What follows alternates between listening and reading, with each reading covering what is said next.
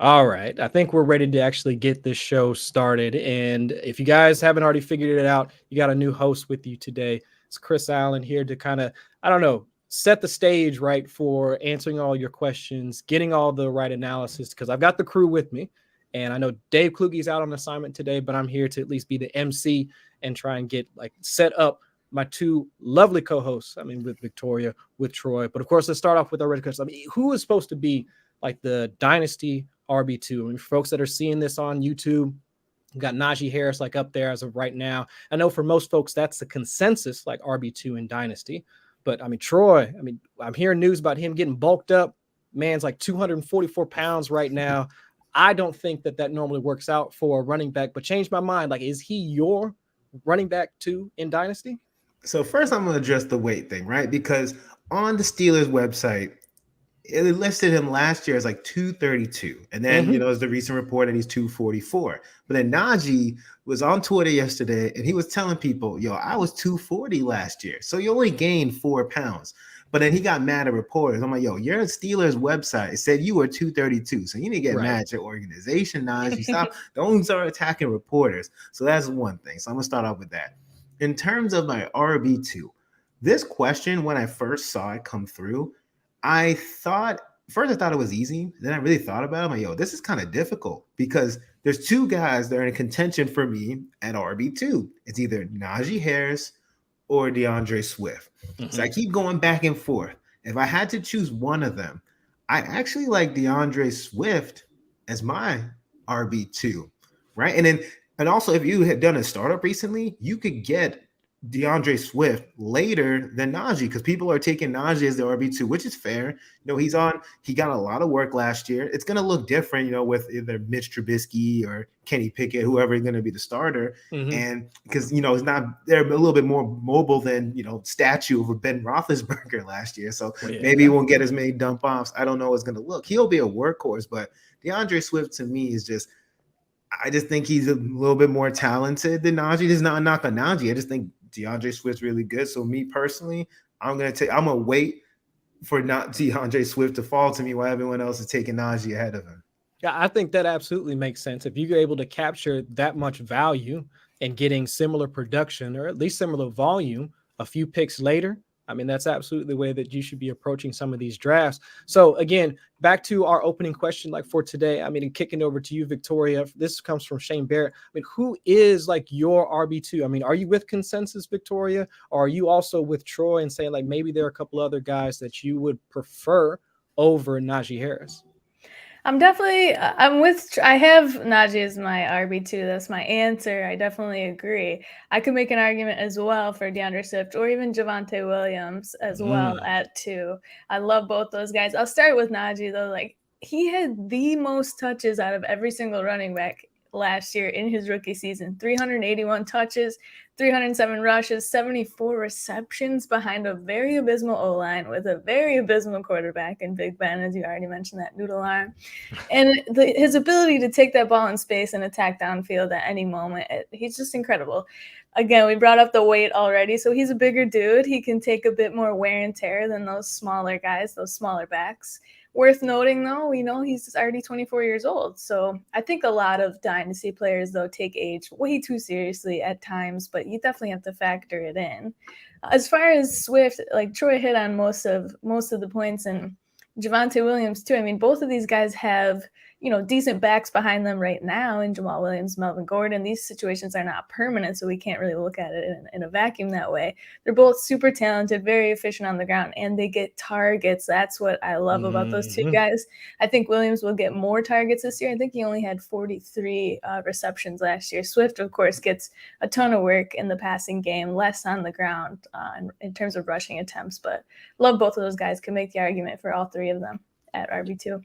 Yeah, 100%. And I do think, Victoria, you hit on the guy that I wanted to discuss regarding the running back that I would want to put as my RB2 in Dynasty, which feels it might be a year early, right? And but I think with Dynasty, you almost have to be a little bit aggressive on the guys that you think could wind up exceeding their value almost a year beforehand. And I think Javonte Williams definitely has that capability here. Like let's set aside the instant quarterback upgrade and being attached to Russell Wilson.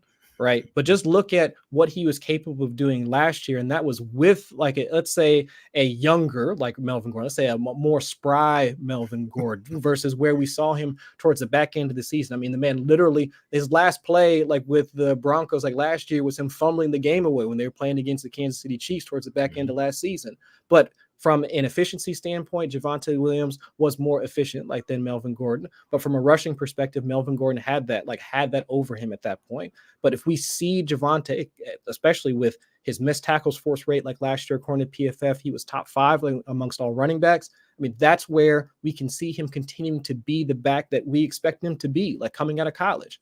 So I think with the way that offense is constructed, if they have all these playmakers at pass catcher, also having Russell Wilson under center, I mean, that at least breeds, or at least it's conducive to a situation where we can see Javonte Williams continue to produce. He continued to be efficient both through the air and on the ground. So I'd rather be a year early, to be quite honest. And if I can still get him, because most folks to be going for Najee Harris as their RB2, which again, according to our own ranks here at Football Guys, I mean, he's number 2, number 3 at our ranks here at FBG, and that's absolutely fine. But if I can get similar production with a Deandre Swift, with a Javonte Williams, possibly, let's say slightly less, but if I can get similar production also increased, also with an increase in volume or increase in value over the next couple of years, I do like the thought of seeing Javonte Williams continue to pick up more and more, like within that offense, especially tied to Russell Wilson over the next couple of years. But I mean, enough on that. I mean, of course, go in and check out like our ranks, like over at Dynasty ranks over at Football Guys. I mean, we have so much like there on our plates, like in order to better help your rosters. And of course, this is the mailbag show, so we cover everything. I mean, Dynasty, redraft, maybe not IDP. Like you might need to get somebody else like for IDP discussion. We got an IDP pod. IDP maybe go check that one out. Yeah, because that's where I'll stumble over names like before we even get into the fantasy analysis. But no, let's kick it on down to the next question here. This comes from Joey Wright on Twitter. What QB outside of the top 12 last season could you see making it into the top 5 this year? I mean, we've got plenty of options, right, Troy? I mean, Lamar Jackson actually finished outside of the top 12 last season, if I'm remembering correctly. So, I mean, there's some options there. So, I mean, who do you think like could possibly do that? I think that's cheating, though. I can't do that. But I was going to take the easy option. I mean, that was going to be my thing. You know who I think, and here's the thing, it's going to sound like a homer pick, though, but I think someone that could finish, it's Tua. Tua can, and let me explain why Tua can do it. Look, it's the offensive upgrade and Tyreek Hill, but not just Tyreek Hill, but Mike McDaniel come into town. It's benefits Tua so much. And also last year, Tua had the 32nd, it was dealing with a 32nd graded pass blocking offensive line last year. They were the worst offensive line when it came to pass blocking. So that man was struggling. He was rushed. Again, he got sacked. He made bad decisions. This year, we got the help. We got the reinforcements with Connor Williams and Teron Armstead. And then also, Mike McDaniel is going to be focused. His main focus is going to be running the ball, but if the team can run the ball, because the Dolphins have been horrible running the ball the past few years, it's only going to help Tua be more efficient. And also, you have Tyreek Hill, you have Cedric Wilson, and you have Jalen Waddle. Tua's job is to get the ball in their hands, and they're going to do the rest, right? Even if Tua is not going to be asked to do that much, but he can still finish in the top 12 just because he has those explosive weapons. And I think, look, the touchdown should go up. I think his efficiency is going to go up. And look, in the offensive stuff, we've seen, and I believe that Tua just needs to be a better version of Jimmy G, and I can see him sneaking into that top 12.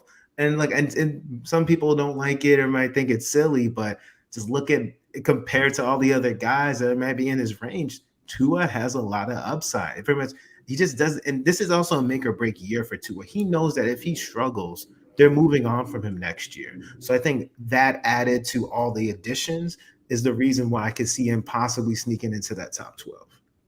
Okay, so now we got the analysis from the paid Miami Dolphins supporter, which we all figured was going to be coming anyway. But it's for real. Look, I'm saying I knew it was going to be sound like a homer, but it's for real. Okay.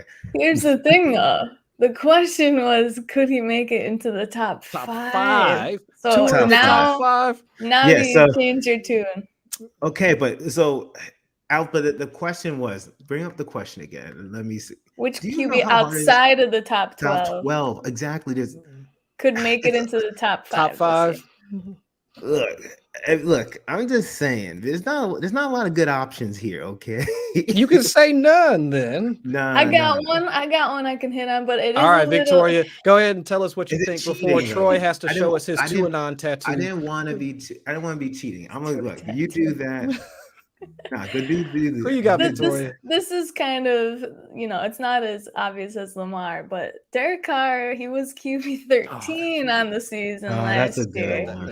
So, I had him featured in one of my Football Guys shorts over on YouTube on our page in terms of a value. I think he'll still be a value this season. He's currently on Fantasy Pros as QB 14. Underdog has him as QB 14 going right now off of boards for best ball. He's got Josh McDaniels, who's had plenty of success as an offensive coordinator.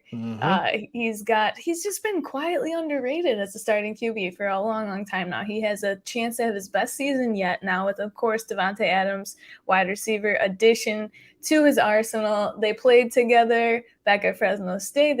Hopefully the lights turn right back on here in practice. But Devonte Adams, there's only been one other player who's racked up more receiving yards than Adams in the past 3 years, almost 4,000 yards total, tons of touchdowns, 34 receiving touchdowns in that same time span. Dude, we already know he's a stud. He's a red zone freak. He doesn't just have Adams as his wide receiver one, kind of like Rodgers did. He's got Darren Waller, tight end, at his disposal. He's got Hunter Renfrow, who honestly is I think he's one of the most underrated receivers in the game, the way he can get off that line of scrimmage.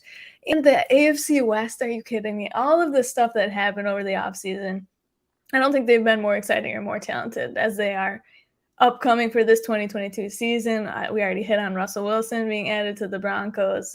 Justin Herbert is incredible. You got Patrick Mahomes. There's plenty of room for shootouts in these divisional games, and I think he's going to finish better than QB 13. Wait. So I want to talk about this real quick because Derek Carr, I guess, out of all the people in that range, I guess he's a good choice. But let's look at everybody in that range, right? Because there's only so many. Because Russell Wilson also didn't finish in the top 12, but that'd be cheating. Lamar cheating. So the only other guys, right? You got Jimmy, Mac Jones, Matt Ryan, Trevor Lawrence. Like they ain't making it. They're not doing it. Exactly. So the only other option besides Derek Carr is Tua. Tua's the only one that would make sense outside the top 12, unless you think Zach Wilson or Justin Fields, which I don't expect. I actually like Tua's upside better than those guys. So yes, give me Tua. Y'all trying to make fun of me, but I'm just saying. Tua out of the question. It's all love. It's all love. I'm saying that probably the most realistic answer is none. I mean, just think about the leaps that you have to make. I know that's boring, but I mean, if we're going to answer the question without, getting if you put this out on YouTube, someone's going to cut this up and being like, Troy King said Tua is going to be a top 5 quarterback in 2022. See, they're going to come for you in your mentions, right? So I'm trying to save you. So let's say the realistic answer is none. Right. I mean, top 5, that means you have to make like a Josh Allen, like 2020, 2021 type leap in order to get to that sort of level of those heights in fantasy football production. So let's just say that off the top, that's not going to happen. But if it could, let's say that's when we can get into the Tua discussion. I love Victoria's answer for Derek Carr. Agree. Because he would have been the guy that I would have picked as well, just from like you already laid out. Actually, you know what? I'm not going to rehash anything that you said, Victoria, because I'm just going to wind up saying the exact same stuff. But overall, I'd say the only thing I would add to that is if we're at least somewhat excited about Devonte Adams, from him to Darren Waller to Hunter Renfrow, any of the running backs that at least have some sort of pass catching, experience like with him as well. So many weapons around him. I think it's possible they can wind up pulling him into at the very least a top 12, top 5. All right, that's probably pushing it, but at the very least, I think he's a late round target that you should be looking at in best ball. Absolutely. So, all right, with that in mind, All right, let's go ahead and move on to the very next question. We'll see if we can wind up having to, I don't know, not have to deal with talking about Tua at some point. But actually, yes, we probably will, because this one has to do with Tyreek Hill. This question comes from some dude named Dave asking about what our ranks are in Dynasty. T. Higgins, Tyreek Hill, or Stephon Diggs, like in Dynasty at this point. I mean, Victoria, I'll kick this one to you first, because it does mention your boy Stephon Diggs out there in Buffalo. So where do you have him ranked, or like who would you take out of those three? I mean, if the most obvious, if you're going off of age and a high-powered offense, of course it's going to be T. Higgins here, right? I think that's the obvious answer, and I think that's what most people would choose. You see Tyreek, you see Stephon Diggs, and you're like, they're a little bit older. But Diggs' down year last year was wide receiver 7 overall, 17 points per game in PPR. He was wide receiver 3 in 2020, almost 20 points per game. If that's a down year, I'm loving that. I have Diggs in a couple Dynasty leagues. I love T. Higgins. The hype is crazy, though. I think what did Dave rank him? Top 10, I think, in his redraft PPR rankings, which is very, very rich. But anyone tied to Josh Allen for years to come, or even Joe Burrow, I love them both. Sorry, Troy. I know Tyreek is tied to your boy, but yeah, got to be honest here.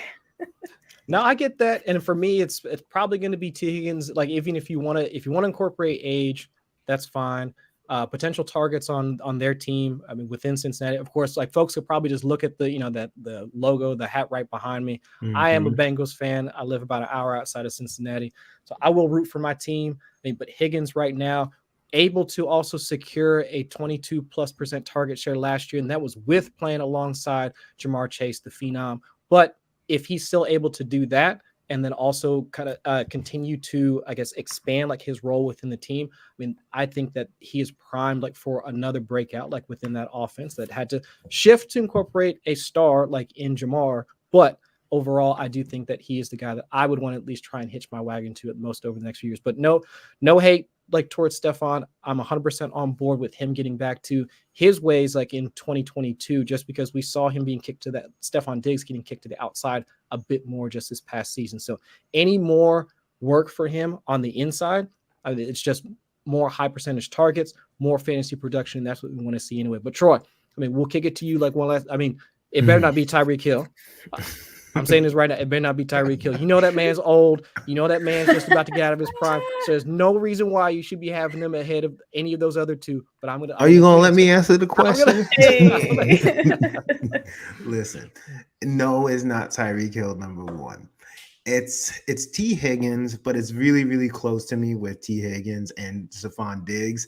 I feel like age you have to factor in age in Dynasty. I feel like when it's like so close to me, I feel like that's sort of it has to be the tiebreaker, right? Like Stephon at the end of the contract, what is he going to be, 31 or something like that after the end? I think he got a 3-year extension.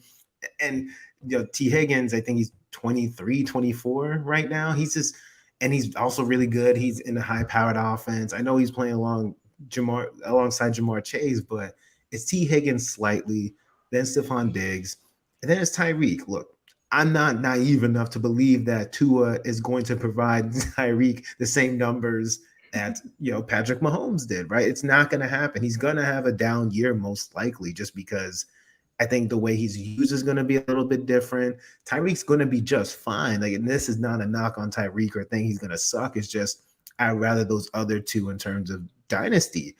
And again, like, I wish I could say Tyreek Hill. Look, if he was a Chief, then Tyreek Hill would be number one for me, but he's not, and I got to factor that in. So it's T. Higgins, Stephon Diggs, Tyreek Hill. Okay. All right. So that makes a bit more sense. Okay. So, but with all of that, I mean, all of those guys you can draft over on Underdog Fantasy. Vic, can you tell them a bit more about like what they can expect, like if they want to get in on these best ball streets and draft any of these wide receivers that we've discussed so far? Absolutely. Underdog is the best. Be sure to sign up for Underdog Fantasy today if you haven't already. This year, they've upped their prize pool in their Best Ball Mania contest to $10 million. Sheesh. In addition to their best ball tournaments, they've got sit and go best ball drafts with entry costs as low as $3. which if you're Dave Kluge, those $3, they add up very quickly there.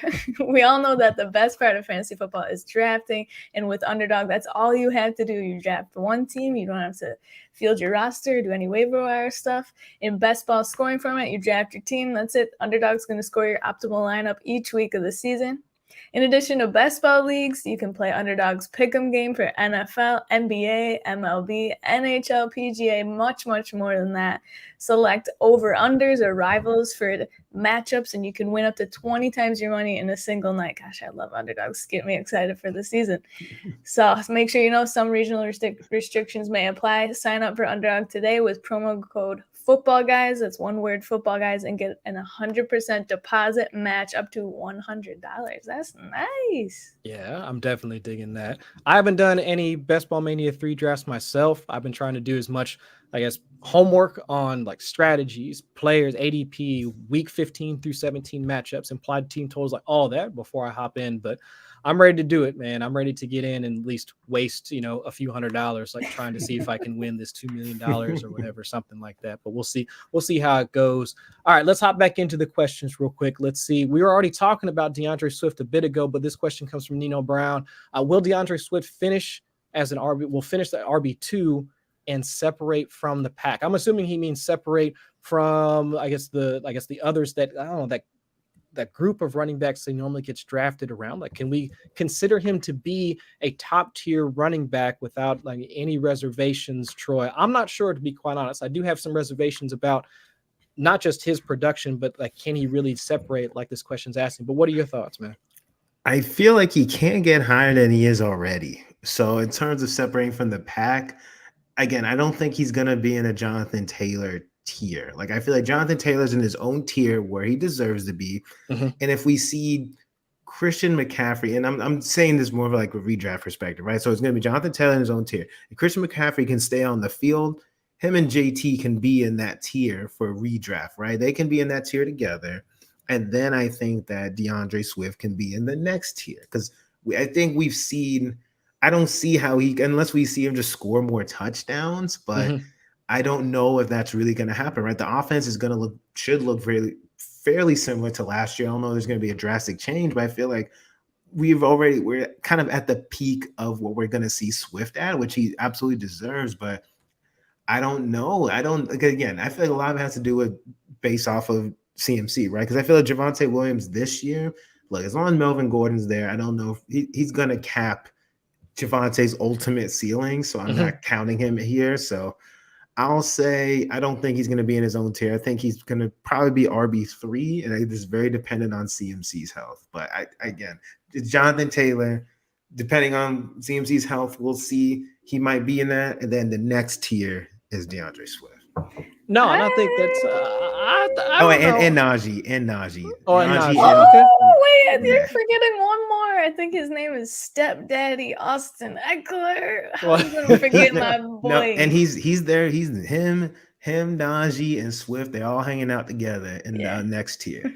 Yeah. Well, I think if you think about from a profile standpoint, what's the archetype of running back that we can really think separates themselves from the rest of the guys that you would draft, let's say in the RB, let's say 8 to 12 or even 14 range, because Jonathan Taylor, CMC, and even Aaron Jones, probably in his heyday, but especially Austin Eckler now, these are guys that not only had running back carries between the 20s, not only were involved in the team's passing game, but they're also getting red zone touches. These were the guys that were there in short yardage type situations. And for Swift, he hits 3 out of those, check the box on 3 out of 4 of those metrics I just laid out. But the red zone stuff, short yardage stuff, I can really still, they were still ready to give Jamal Williams those types of carries. Just less. I don't know, but Vic, do you have I don't know, can you maybe twist my or change my mind about DeAndre Swift for next season? Is there any sort of, I don't know, analysis that you might be able to add that can maybe change, I don't know, maybe make it look better for Swift moving forward? I don't think so. I think volume is an issue. And granted, last year, of course, he dealt with a couple of injuries, that groin injury before the season even started that lingered, and then he had that AC joint injury. So you can't predict injuries, and I'm never going to not draft a player because he was injured the last year.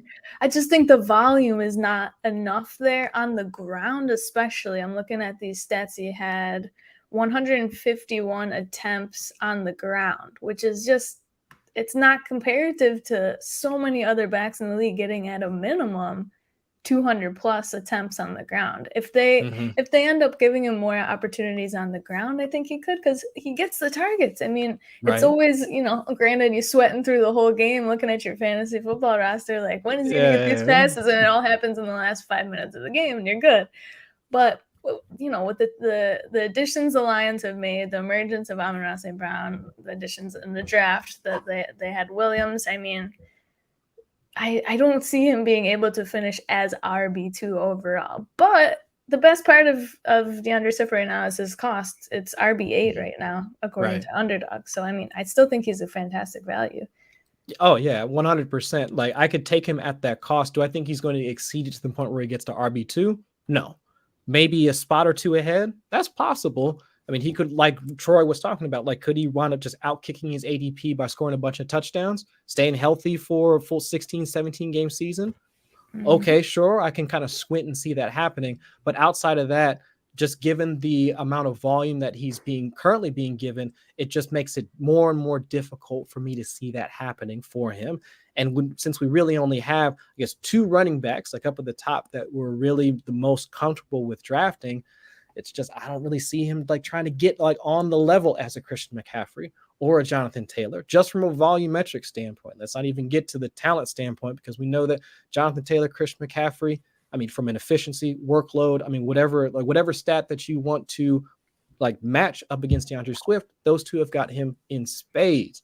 But that kind of leads us into our next question. This comes from Jorge Martin. Is it too early to go wide receiver at the 102 in redraft? So that begs the question. I mean, it really is like Jonathan Taylor, Christian McCaffrey. Those two are like the consensus 101, 102 in redraft, or what I've seen for the most part in best ball. But are either of you guys, I mean, Victoria, I'll kick it to you first. Are you willing to go, let's say, Cooper Kupp, Justin Jefferson, like at the 102 to try and change things up? Or are you trying to just take the tried and true production with the running back at this point?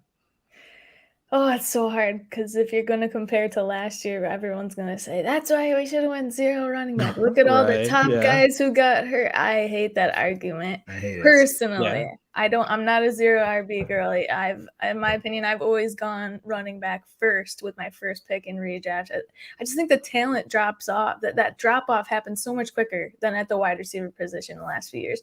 I can make an argument if it is Jamar Chase, Justin Jefferson, maybe Devonte Adams, but probably not this year because of the changing of teams. So it's a slight worry, and I'm sure he'll be fine with Derek Carr. They played together and all that. But I think if it's those two, Jefferson or Chase, I can make an argument, but I prefer running back.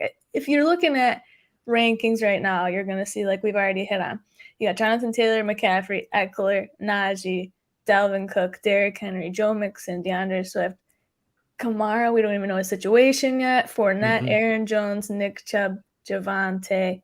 Then you got Barkley, Connor, Montgomery, Akers, Gibson, Zeke, Josh Jacobs, Breece Hall, Dobbins. That's 22 or so running backs right there.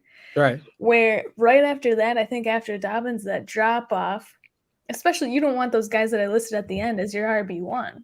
No. And you're going to have to take a Josh Jacobs potentially if you're going wide receiver first. That's what you're left with as your RB1 versus wide receiver. If I'm going all the way down to, I'm looking here in the 20s, after 25, you still got Hollywood Brown, Darnell Mooney, Allen Robinson, Juju, Amon-Ra, Rashad Bateman, Elijah Moore.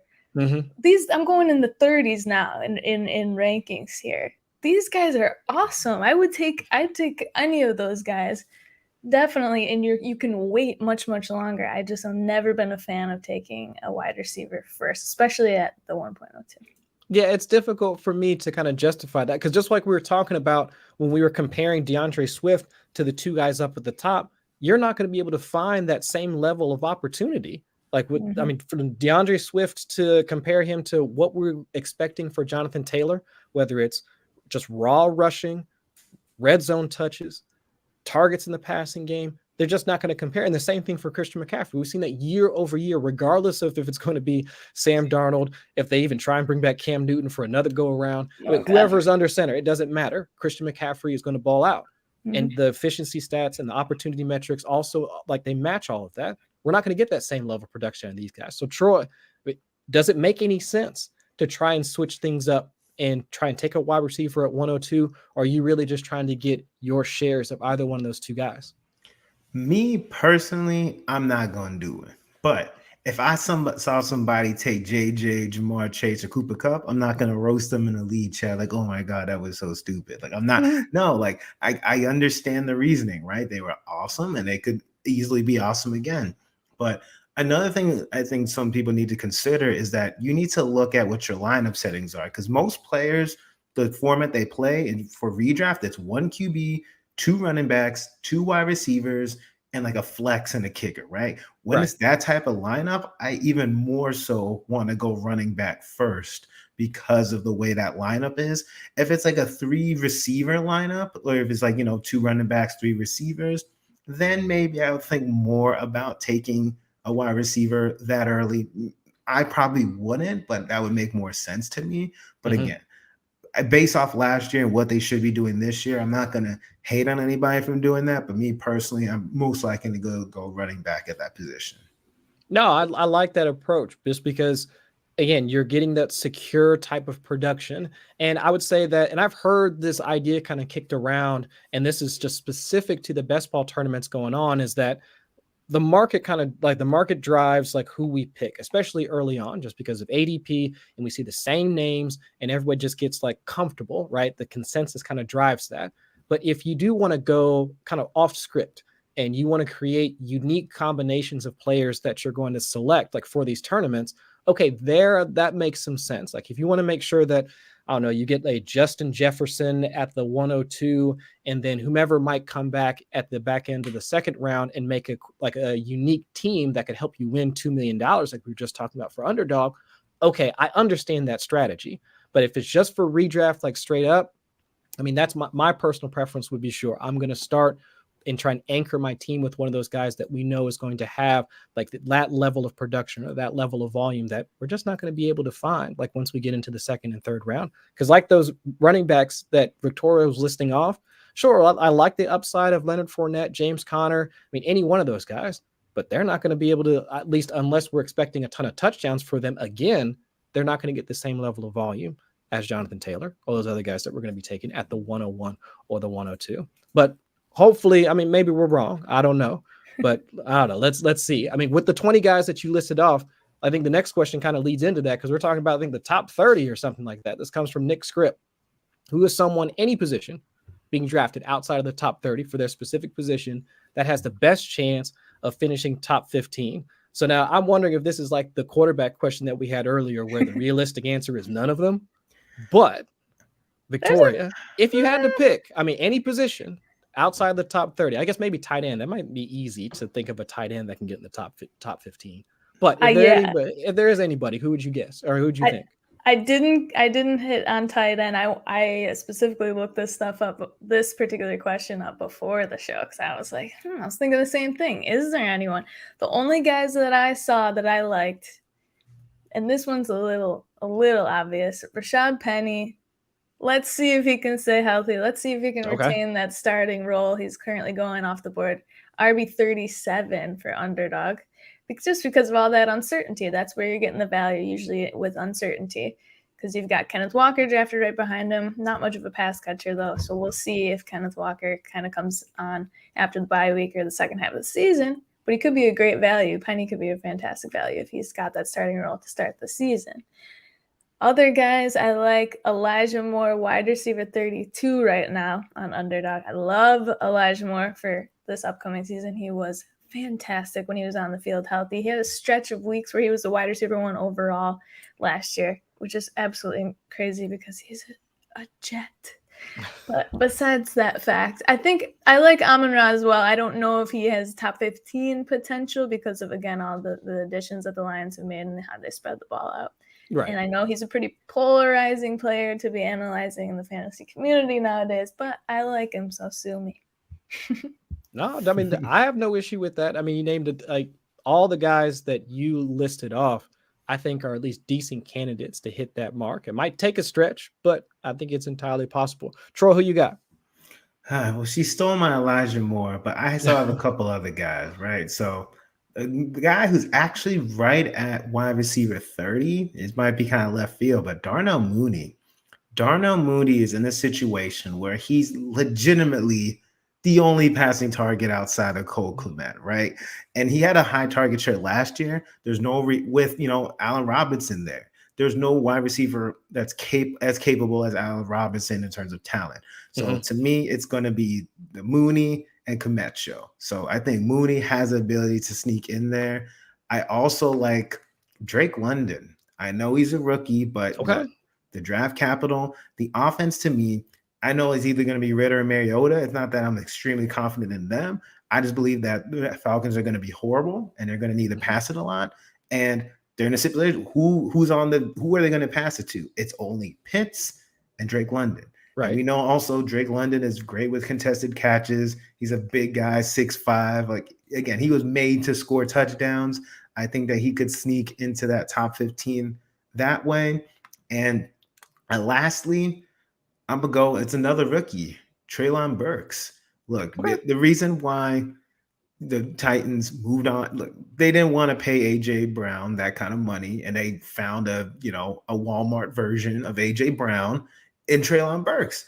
But I know Robert Woods is there, but Treylon Burks is there. He's going to come in. He should eventually get a decent target share. Ryan Tannehill, there's a lot of hate on him, but he's not as bad as a lot of people believe. He had a horrible playoff game, like that was atrocious, but overall, I think that they're going to be utilizing Treylon Burks in that offense, and he's going at he's wide receiver 35. Like, again, and then, look, I know they're rookies, but we've seen rookies do some special things. I'm not saying they're like some other rookies in the past, like JJ or Chase, but I think that at that range, they could surprise us. No, I think it's possible. Now, my only pushback on Drake London, now, don't get me wrong, I think at least the Falcons they're giving off good vibes. It might be terrible on field like performances, but it's gonna be gross. Yeah, but fun vibes for sure. I mean, they got between him and Pitts. I mean, both those brothers look like they're shooting guards, like coming off the bus. I mean, 6 foot and twin towers, like coming off the bus. But I mean, look at their schedule, like to start off the season. So they got New Orleans, the Rams. They play in Seattle, Cleveland, Tampa Bay, and San Francisco, and then they also play like in Cincinnati. That's in their first 7 weeks of the season. It's a tough road. I'm not saying they're gonna win any of these games, Chris. I'm saying they're gonna have to throw a lot. That's true. Yeah, garbage time, it counts just as the same as any other point of the game. So you're absolutely right. They're going to have look at their running backs: Damian Williams, Tyler Algier, CPAT. We don't even know if he's going to be a running back or wide receiver. Yeah, that's a wide receiver right there. They're not going to be able to run the ball. Their only choice is to throw to Pitts and Drake London. And again, that schedule is only more helping my argument in terms of, they're going to have to throw a ball and have to throw the ball often. All right. I think you got me sold on Drake London at this point. I might have to get in and try and draft him as much as I can. All right. My guy, and you might have to squint to think about this, and this is probably like I am sprinting down narrative street in order to give my take on it, but Devin Singletary, running back 33. Now I know everybody's hyped up on James Cook, and I think at some point his function on the offense being a more efficient pass catcher, absolutely. I think that's what they drafted him for. They wanted to back like that, absolutely. But I want a running back that's actually going to be on the field in the red zone for and attached to a good offense. And we've seen other backs like this have productive seasons in the past. Like we just watched Leonard Fournette carrying Tom Brady's bags in the red zone just this past season, and he winds up with a top 12 season. So if it's possible for Devin Singletary to be the one on the field once they get into the red zone, and actually when I was doing some research on this earlier today, Devin Singletary is actually top 12 in EPA per attempt in short yardage situations. So if it was just a 1-2 yard type of attempt, Devin Singletary was top 12. He was up there with the guys that you would assume would be the guys that you bring in for short yardage, like Nick Chubb, insert big back here. So if Singletary can be good in short yardage, he's at least, useful, or can at least not tip the Bills' like offensive plan once he gets on the field if they want to use him in the passing game as well. I don't know. He scored 8 touchdowns last year. Could he have like that LeGarrette Blount like type season where he just winds up falling into the end zone like 13, 14 times? Again, I'm sprinting down narrative street for this.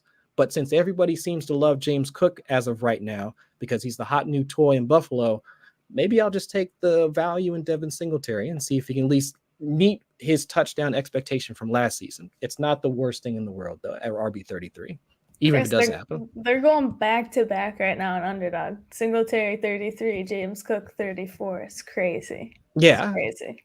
It's just, again, everybody wants the new shiny toy, and I get it. But I don't know. And then the other part to that is Josh Allen, his like team-friendly contract is over after this year. He I think his dead cap jumps from like 4 million or something like that to like 27 next season. So if they want to try it, I don't know, stop him from taking all those hits, maybe, scale back his red zone rushing attempts a little bit more. Hey, Devin Singletary might have a few more shots on goal. It's just a possibility. It's not like they're going to be trotting out Zach Moss out there anymore. I mean, they've made that pretty According clear. to Troy, he's Duke Johnson still there. No, we talked about him, right? I just said he's still on the roster. That's all I said. I said he was on the roster. Then he's on the roster. He might get a couple touches a game. And but I was saying that we were on the show yesterday, and I was talking about I still like Devin Singletary in terms of just where his value is. I don't mind taking his shots. Like, he's my RB3. That's fine. Like, I'll take him as my RB3. Like, he's not going to hurt you. And again, he's going to get opportunities. James Cook isn't going to be a workhorse. So I think we saw in the back half of last year, Devin Singletary looked really good. So I think he's still going to be involved. And I like your point about Josh Allen. Look, they paid him. They want as the franchise QB. He's going to run it, maybe just not as often. They don't want to see him get injured. So again, I like your points. I mean, it's all narrative based. Like, don't get me wrong, with some actual analysis in there, but it just, I don't know. If I want to grab a running back attached to a good offense at a cheap price, Devin Singletary kind of fits that mold to me. But I don't know. We'll see what happens this year for the Buffalo Bills. As long as they wind up losing to my Bengals at some point in the playoffs, that'd be great. All right, on to the next question. That was fun. Had to toss that in like real quick. All right, let's kick it over to the Eagles real quick. Now they have, I don't know, wide receiver conflict, or at least they have an influx in talent with A.J. Brown getting traded on the first night of the draft. So this comes from Joe Pepe. Like, who would you rather have at their ADP for redraft? AJB or Devonta Smith? Troy, where are you at with this one? Because we've got the established vet, A.J. Brown. We've got Devonta Smith, who in his own right looked good in his season, like with the new coaching staff, Nick Sirianni, Jalen Hurts coming along as a passer. I mean, where do you land on this? It's the ADP part, because Devonte Smith is going so late. I think based off ADP, I'm going to go Devonte, because A.J. Brown is going at wide receiver 10. Yeah. Devonte Smith is 36. Going at 36. Yeah. Like, I can't justify. Look, AJ Brown, he's going to be the wide receiver 1. He's going to have a high target share. They paid him a lot of money. I respect it, but good Lord, that gap is unheard of. Yeah, that's a chasm. Because I'll just use another example, right? Tyreek Hill and Jalen Waddle, like, they're going fairly, within the same range. And to me, I feel like that's a crazy gap. Like, that's an insane gap. Like, no, give me Devonte Smith in that situation. Wow. No, and I think that's absolutely fair. I mean, I don't know, like Victoria, I can't really justify that gap regardless of how much I like AJ Brown. I mean, are you in on? Yeah, it's too difficult for me. I was just looking, my shocked face was I looked up Devonta Smith's ADP last year was wide receiver 32 overall. How does he have a lower ADP this year with another year of building his chemistry again with Jalen Hurts? And Hurts had 16 total touchdowns or something like that last year. Like, it can only go up. Of course, they moved from that, very pass heavy offense to a complete 180, very run heavy offense. It's got to be somewhere in the middle this year. You don't just pay all that money for AJ Brown to just continue running the ball on the ground. So they're looking for Jalen Hurts to take that step forward. That being said, I'm still with you guys. AJ Brown, he's got again, I don't want to bring up the injuries. I wouldn't not draft him because of his injuries, but he's had issues with that. He's had issues with staying on the field. So if you're going to get a wide receiver 1 or 2 with Devonte Smith at that cost, that's ridiculous. Of course, you got to take costs into consideration there. Yes, and I agree with both of y'all. I mean, I could tell myself a story where A.J. Brown, and this is data that I pulled from Reception Perception and the great work that Matt Harmon has done in looking at how A.J. Brown has been deployed on the field. And he has been used on more of those high percentage routes like slants and things of that nature, which given, let's say, the questions that we have about Jalen Hurts as a passer, the way that Brown has been deployed on the field will at least lend itself more to seeing a greater target share go Brown's way. That's all fine and dandy. But with the massive gap that you have both laid out in ADP for both of them, and again, if we're not even, unless they're coming out passing like the Tampa Bay Buccaneers and there's just massive volume just like all over the place, which we can't expect as of right now, I can't justify taking him at wide receiver 10. I'm going to need that ADP to drop just a little bit more. 10 is rich. 10 is rich. Maybe, I don't know. Like, I guess that's a follow-up question to both of y'all. Like, where would you feel comfortable taking A.J. Brown at this point? Wide receiver 15, 16? I would say, yeah. I think I'd be comfortable there. I feel closer to 15 would be helpful. Okay. Yeah. I think that would probably do it for me. Because again, like where you're drafting him, there's like not even just the other wide receivers, but just think about the other running backs that are being selected there. Even if you want to go early tight end, the tight ends that are being drafted there too. That's just a lot to pay. Like for a guy that while the target share like within his own offense might be good enough, the overall volume compared to the other wide receivers being drafted there, I don't know. I don't know if that's going to really fit, especially given the expectations we have for Jalen Hurts as a rusher too. It's tough. I don't know if I can do it. All right, so Victoria, queuing you up for this one. This is specifically for Victoria from @FF Chalupa Batman. Who do you prefer in redraft? 1 QB or Superflex at the current ADP? Josh Allen or Austin Eckler? He is putting you in a pinch right here, choosing between both your boys right now, or both going too high for you. This is specifically for Victoria. Where are you at? Well, I'm going to need you guys to answer this too. So, Zach, you picked my daddy and my stepdaddy. I assume you read my bio on Twitter, so I appreciate this. Of course, Josh is going off the board as the QB1 in most places. That's really around the mid to the end of the second for redraft. Eckler is coming off the board as the running back 3 currently at the 6th or 7th overall pick. So both are pretty rich in terms of ADP. If I had to choose, I'm going to go Eckler here only because, again, I hit on this earlier. I'm not ever starting a redraft team with a QB that early in terms of mid to end of the second.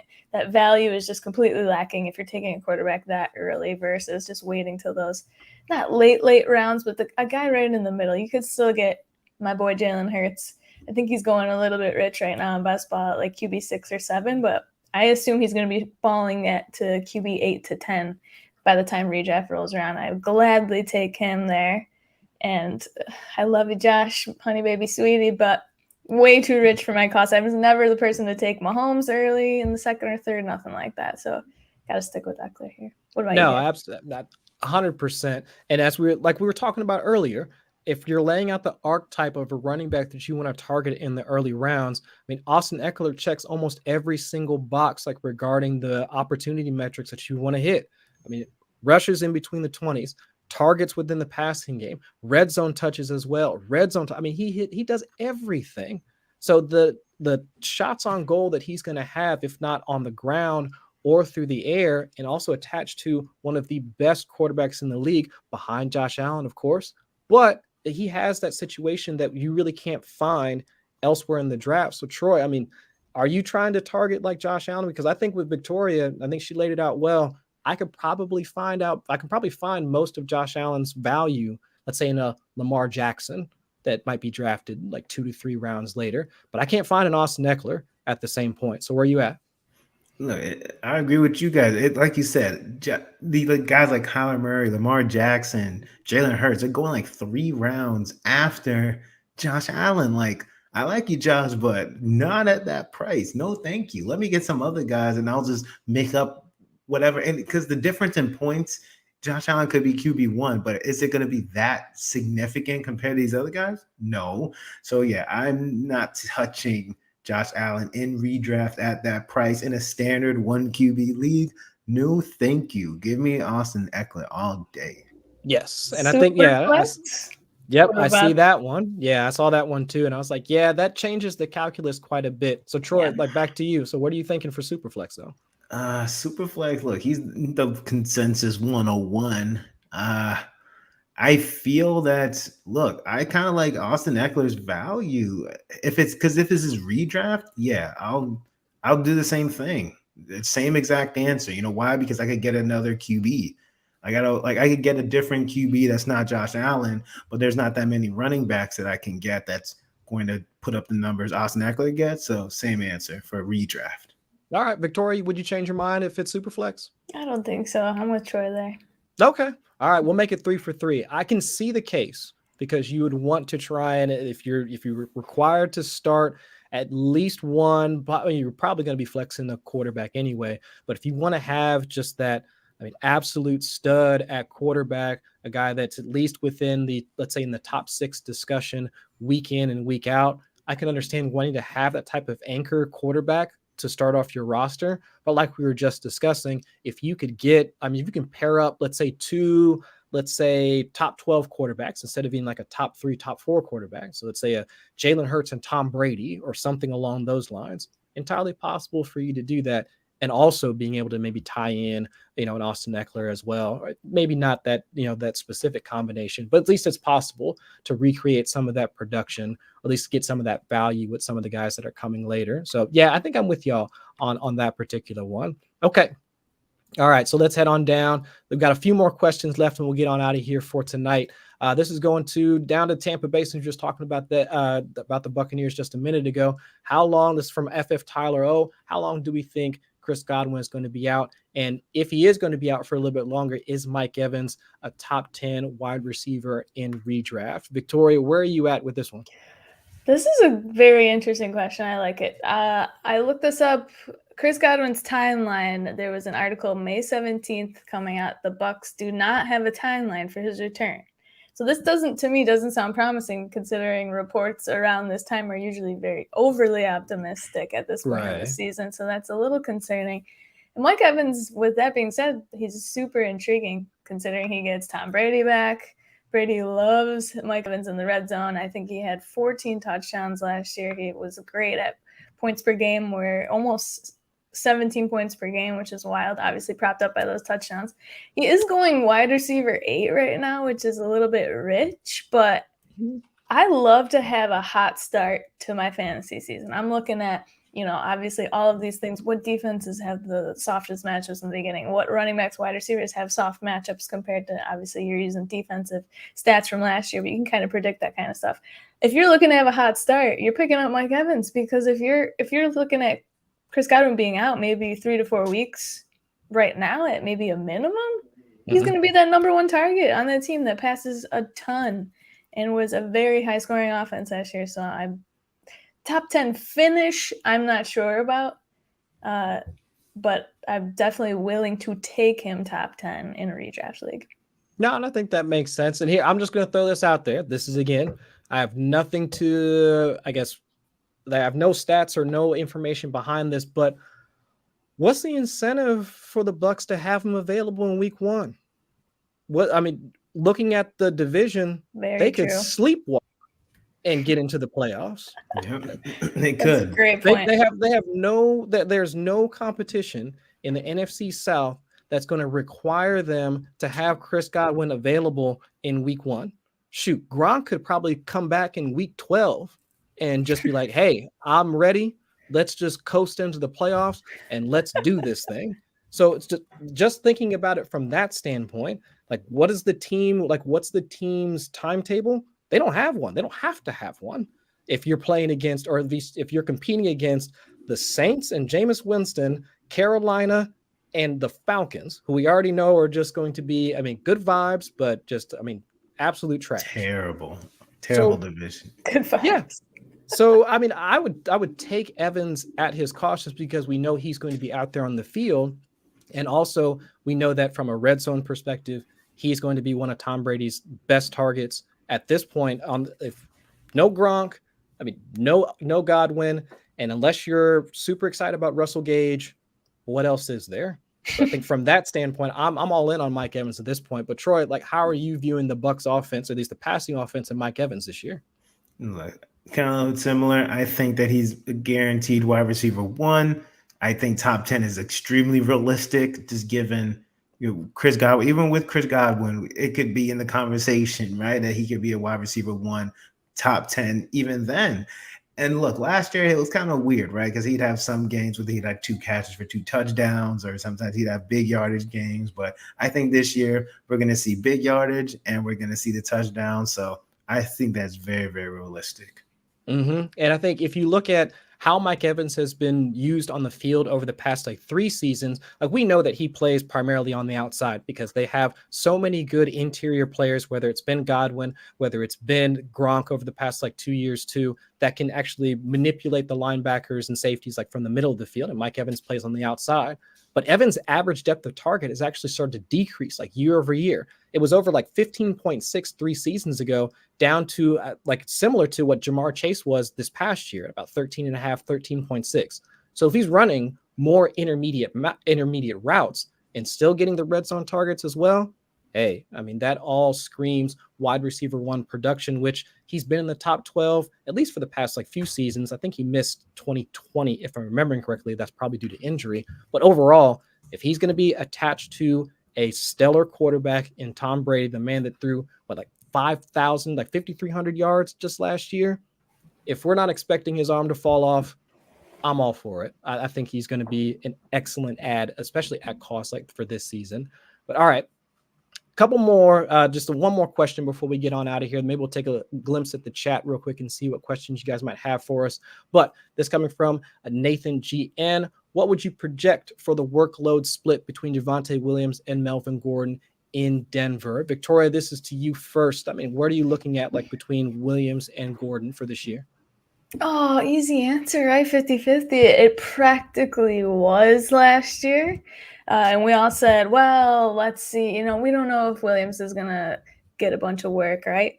And they're going to run Gordon into the ground. Well, are they going to do that this year because of the contract re-signing? I'm not so sure. But I'm not writing off Melvin Gordon. I think he's going to be a value again in drafts, but probably closer to more to 60-40 if I had to guess for Williams. No, and I think that's about where I have them projected, a 1A, 1B type situation where Gordon was the 1A last year. Javonte is going to be the 1A this year, with Gordon kind of backing him up in specific situations. But Troy, where are you at here? 60-40, or you can say 51-49. You can do anything, but I think it's Javonte. Yeah, I 100% agree. I think they're both going to be productive, especially now, like we were talking about earlier, with Russell Wilson under center, Judy, Sutton, Tim Patrick, the tight ends, because I know people are already arguing, is it Dulcich? Is it going to be Albert O? I mean, it's just whatever the case may be. I think that entire offense is one that we should be targeting in drafts. But all right, we run out of time. I've been rambling too much. We won't be able to get to the chat questions tonight, but appreciate everybody stopping out, showing love. Dave will be back in the seat this time next week. But I mean, for Victoria, for Troy, I'm Chris Allen. We appreciate every one of y'all coming out and showing us love tonight, and we'll catch y'all next week. Peace.